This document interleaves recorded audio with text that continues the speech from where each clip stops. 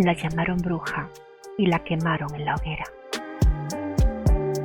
Ella podía sentir el crepitar de la leña bajo sus pies, mientras el calor iba trepando poco a poco por su cuerpo.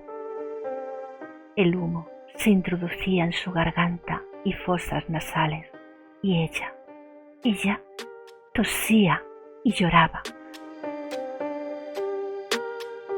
Su casa estaba en el bosque, una humilde y pequeña cabaña con un pequeño huerto del que se alimentaba. La acusaron de brujería cuando se secó la cosecha de la huerta vecina. Dijeron que fue ella, que la vieron volar en su escoba entre los árboles y que el mismo Satanás la acompañaba. Su dorada piel campesina se quemaba lentamente mientras sentía la injusticia dentro del alma. No es el humo lo que ahora ahoga sus pulmones, ni es el fuego lo que le quema la piel. Es la terrible injusticia que están cometiendo lo que le roba los últimos suspiros de vida. ¿Cómo han podido llegar a cometer esta terrible crueldad? Ella lo sospecha. Sabe que ha sido su vecina Margarita la responsable de su desgracia. Margarita y sus terribles celos.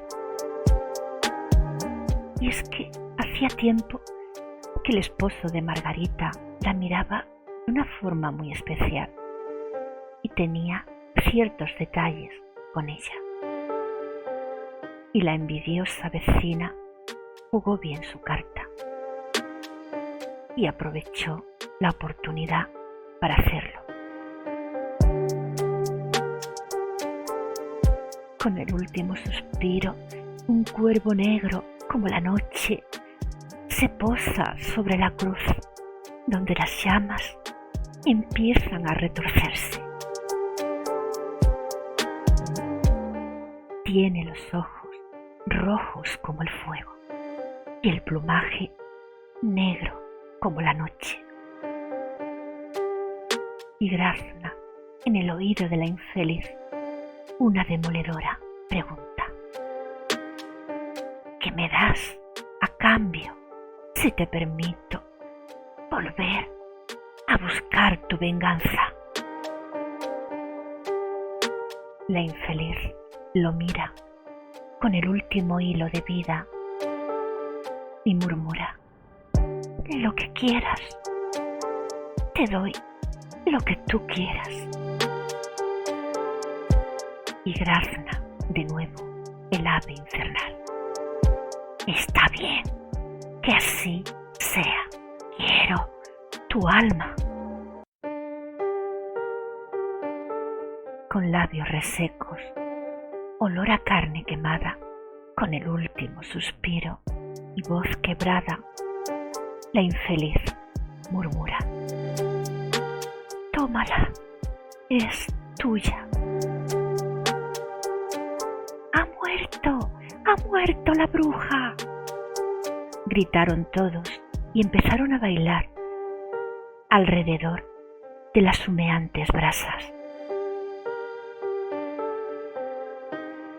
Margarita, la vecina celosa y envidiosa, contempla con satisfacción su obra, mientras baila y salta sobre la leña aún caliente por el fuego. Y al cabo de un siglo regresó aquella a la que llamaron bruja. Y ya no era la misma mujer a la que quemaron viva en aquella ardiente hoguera. Sus ojos eran azules como dos pedazos de cielo y su piel blanca como la nieve del más crudo invierno. Y también regresó Margarita. Pero no era la Margarita que saltaba y bailaba sobre la leña. Era un joven de ojos negros y cabello azabache, que al ver los dos pedazos de cielo de aquella hermosa mujer, quedó prendado de su belleza y perdidamente enamorado sin remedio.